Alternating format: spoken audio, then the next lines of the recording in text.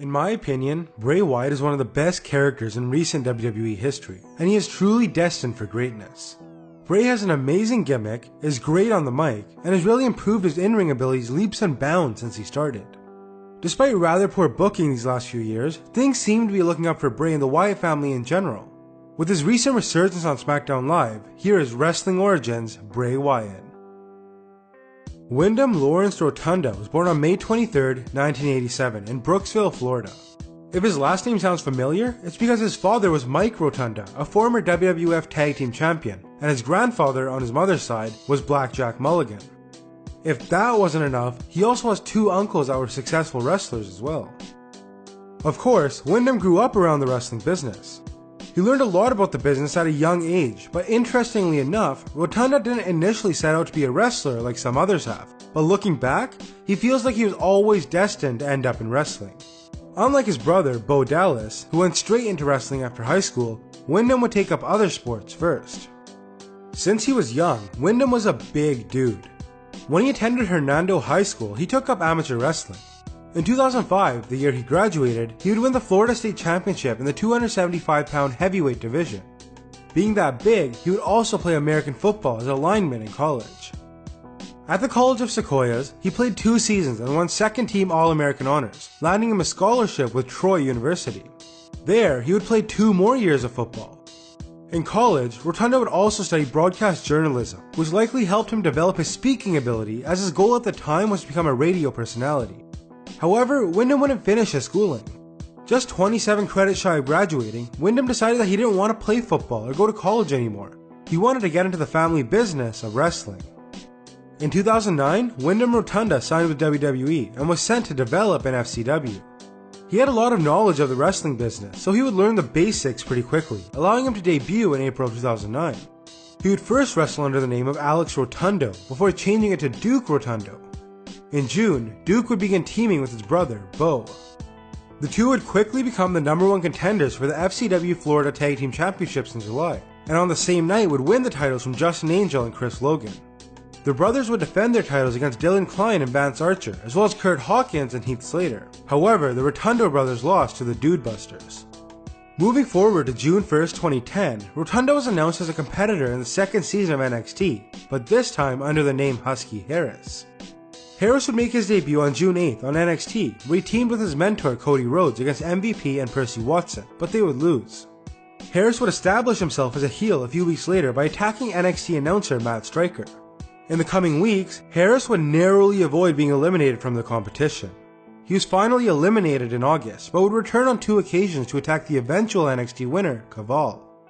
After being eliminated, Husky Harris would head back to FCW and continue to develop. There, Harris would have a feud with Percy Watson, with Harris eventually coming out on top in a lumberjack match. Soon after, Harris would make his main roster debut at Hell in a Cell, where he helped Wade Barrett beat John Cena along with Michael McGillicuddy.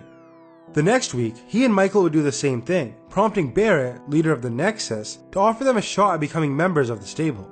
They would lose their tryout match, but were inducted into the stable nonetheless. Moving to January 2011, CM Punk took over the Nexus and put each member through a trial, or initiation if you will.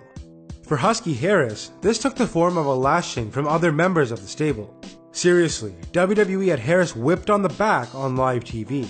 It was pretty brutal to be honest, but Harris passed the initiation. A few weeks later, Harris and McGillicuddy would fight for the WWE Tag Team Championships, but lost to Santino Marella and Vladimir Kozlov. After the match, Randy Orton would attack the duo for costing him a match, punting Harris in the head. This would be the end of Husky Harris on the main roster, as he was written off and sent back to FCW.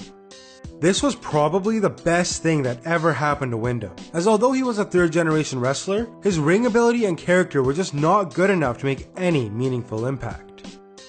In March of 2011, Axel Mulligan would make his debut wearing a creepy hockey mask, but the character would never make it to FCW TV. Turns out that was just a trial run, as Husky Harris came back soon after. Harris would once again team up with his brother until Bo was legitimately injured, forcing Harris back into singles competition. Harris would compete in a tournament for Bo's vacant FCW Heavyweight Championship. He would land a couple wins, most notably over Big E Langston, but would lose in the finals. After a feud with Richie Steamboat, which Harris won, he would once again team up with his brother to beat Brad Maddox and Eli Cottonwood to become the FCW Florida Tag Team Champions for the second time together. They would defend these titles against Antonio Cesaro and Alexander Rusev, but lost them to Corey Graves and Jake Carter on March 15, 2012.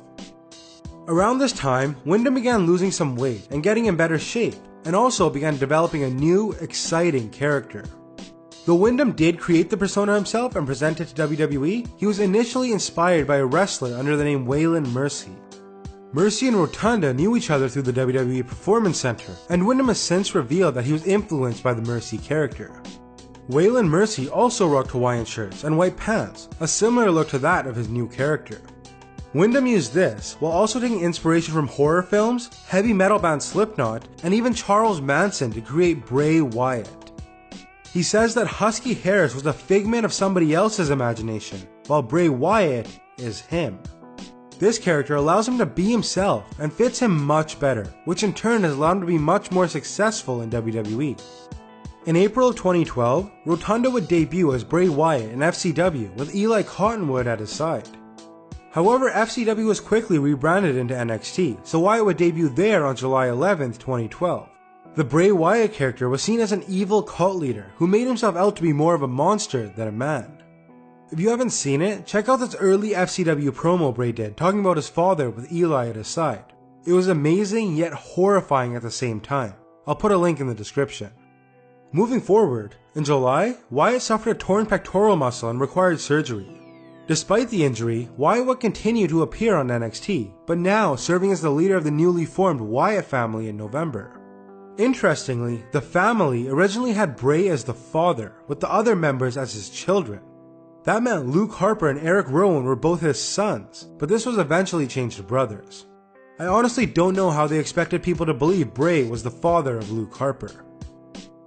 Bray would return to action in February of 2013, where he defeated Yoshitatsu. He would lose his first match as Wyatt nearly a month later when he was defeated by Bo Dallas. Moving forward, Bray's brothers would win the NXT Tag Team Championships, while Bray tried to chase an NXT Championship shot, but was unsuccessful in a number 1 contenders match. While the Wyatt family spent time in NXT, WWE began airing vignettes promoting their debut on the main roster. They showed bits and pieces of their backstory, as well as revealed Rowan wearing the lamb mask. On July 8, 2013, the Wyatt family would make their debut on Raw, where they attacked Kane. They would continue the assaults, taking out wrestlers like Drew McIntyre, Justin Gabriel, R-Truth, and Heath Slater. They would continue harassing Kane as well, resulting in a Ring of Fire match at SummerSlam, where Bray won after interference by his brothers. Next, the Wyatt family would feud with CM Punk and Daniel Bryan, which they lost.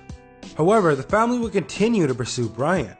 Bryan would defeat Harper and Rowan in separate matches, but lost to Bray in a no DQ match, taking a beating so bad that he gave in and joined the family.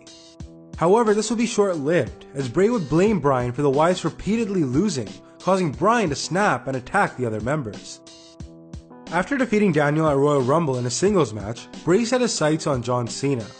After costing him a championship match and having a brief feud with The Shield, Bray would set out to prove that Cena was a fraud, calling his heroic act a facade. Cena would respond by challenging Bray to a match at WrestleMania 30 in 2014. Cena would overcome interference from Harper and Rowan to defeat Bray, which was his first pinfall loss on the main roster. The feud would continue, however, with Wyatt notably having a children's choir play for Cena while donning sheep masks to get inside Cena's head. This worked, as at Extreme Rules, Wyatt would defeat Cena in a steel cage match with the help of a demonic child. Next, at Payback, Cena would defeat Wyatt in a last man standing match after burying him under equipment.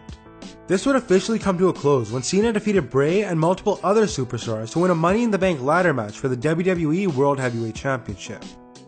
Next, Wyatt would feud with Chris Jericho, with whom he traded wins at Battleground and SummerSlam, with Wyatt coming out on top in their final match on Raw in September. A few weeks after that, vignettes started airing of Bray setting Harper and Rowan free, disbanding the family. Wyatt would interfere at Hell in a Cell in October, by himself, and cost Dean Ambrose his match against Seth Rollins. This would lead to Ambrose and Wyatt facing off at Survivor Series, where Bray won by disqualification, and again at TLC. They would face off again in a Miracle on 34th Street fight, and for a final time in an ambulance match on Raw, with Bray winning both times. At the Royal Rumble, Wyatt would enter at number 5 and last nearly 50 minutes, taking out 6 other superstars before being eliminated by Big Show and Kane. After the Rumble, Wyatt began declaring himself the new face of fear, and would be brought out in a casket at Fastlane and would proceed to offer a challenge to The Undertaker at WrestleMania 31. Though there was a lot to work with here, the feud was largely uninteresting and culminated with Taker taking home the win. After winning a feud against Ryback, Bray would defeat Roman Reigns with the help of Luke Harper, reforming the Wyatt family.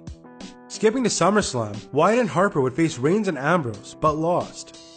On August 24th, Bray would introduce the newest member of the family, Braun Strowman. With the family back in full force, Wyatt would go on to defeat Reigns, Ambrose, and Jericho at Night of Champions, but he would lose to Roman at Hell in a Cell to end their feud. After that, Wyatt would reignite his feuds with Undertaker and Kane after attacking and abducting both of them. However, at Survivor Series, Wyatt and Harper would lose to the Brothers of Destruction in a tag match. From there, Wyatt would face and lose to Brock Lesnar, confront The Rock at WrestleMania 32, and bizarrely feud with the League of Nations, which is when he suffered a calf injury, sidelining him for a few months until June. When he returned, Bray would begin a feud with the New Day, who the Wyatts notably battled at their compound before defeating them at Battleground. At the 2016 WWE Draft, Bray Wyatt, Luke Harper, and Eric Rowan were drafted to SmackDown Live, with Braun Strowman being sent to Raw. Since then, Wyatt seemingly disowned Eric Rowan before challenging Randy Orton. After a series of matches between the two, Randy Orton joined the Wyatt family, and after winning the annual Survivor Series match for SmackDown, the pair seemingly set their sights on the SmackDown Tag Team Championships. And that was Wrestling Origins Bray Wyatt. Now that was a long video, so if you enjoyed it, please give it a thumbs up and subscribe for another episode of Wrestling Origins every Friday. Also, be sure to leave any suggestions for next week's video down below, as I'll be looking at the top comments for ideas. As always, thanks for watching, and I'll catch you in the next one.